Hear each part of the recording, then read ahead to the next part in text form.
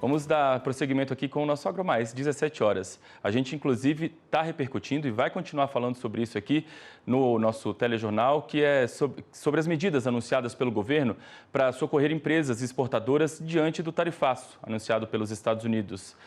Agora, na minha conversa sobre esse assunto, meu convidado será o ex-presidente da Embrapa, pesquisador Celso Moretti. Ele está presencialmente comigo hoje aqui no estúdio. Primeiramente, seja muito bem-vindo. Obrigado aqui pela presença, tudo bem? Obrigado, Felipe. É sempre um prazer estar de volta aqui no AgroMais, 17 horas. É uma satisfação nossa em recebê-lo por aqui sempre, viu?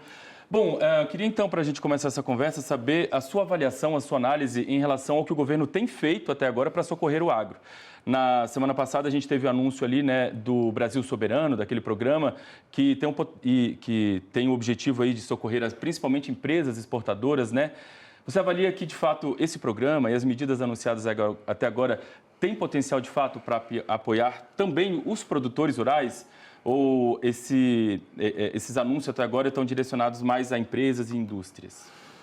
Boa tarde a todos que nos acompanham aqui. Sempre um prazer, mais uma vez, estar aqui no AgroMais, 17 horas, né?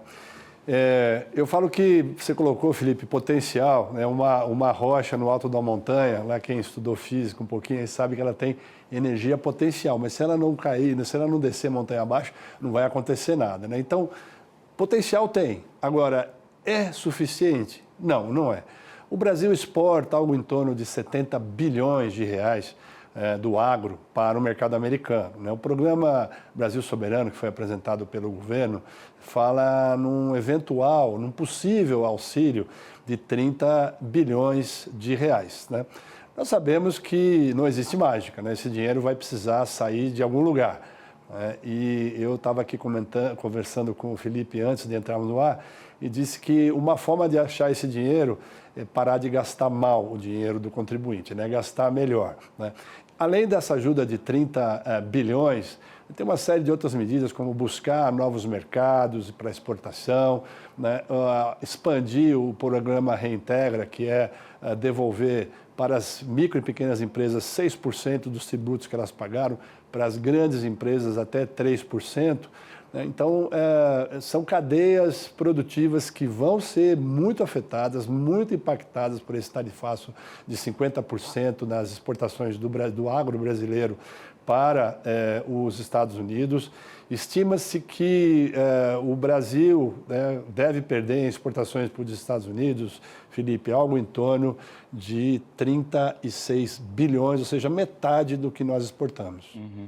E aí a gente tem conversado aqui, repercutido também com os representantes das cadeias produtivas, né? E eles têm uma preocupação, porque de fato o governo tem sinalizado essa ajuda às empresas, mas eles têm se preocupado com o produtor rural que está lá na outra ponta, que é quem abastece as empresas, né? Quem é que está ali com a matéria-prima de fato, produzindo a matéria-prima. Você avalia que de fato os produtores rurais também estão sentindo o reflexo então desse tarifaço, não são só as empresas, digamos assim?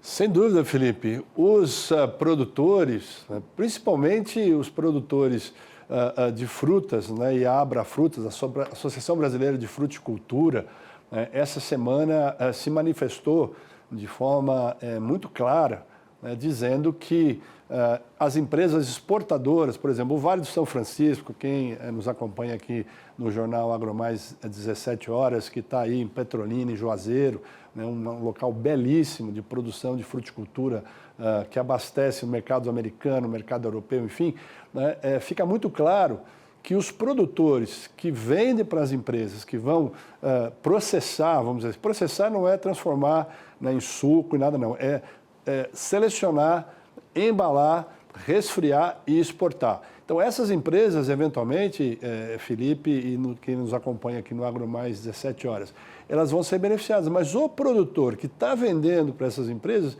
aparentemente, Felipe, não vai ser beneficiado por esse pacote de ajuda do governo. Então, esse é um problema que precisa ser equacionado. Uhum. Bom,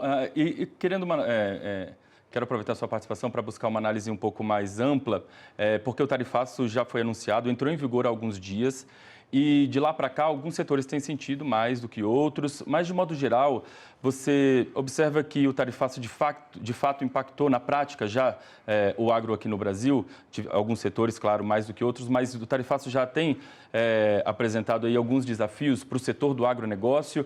a gente está sentindo mais ou a gente está sentindo menos do que se esperava? Olha, é muito difícil fazer essa avaliação, né, porque a gente está falando aqui, as coisas estão acontecendo aí no mundo real. Né? Os setores mais impactados, né, no Brasil serão o de produtos florestais, café, suco de laranja, né, principalmente suco de laranja, Felipe, quem nos acompanha aqui. De cada 4 copos de suco de laranja no mundo, 3 são produzidos pelo Brasil. Né? E o Brasil tem uma competência enorme a citricultura, principalmente no estado de São Paulo. Né? Eu sou paulista, conheço bem ali a produção.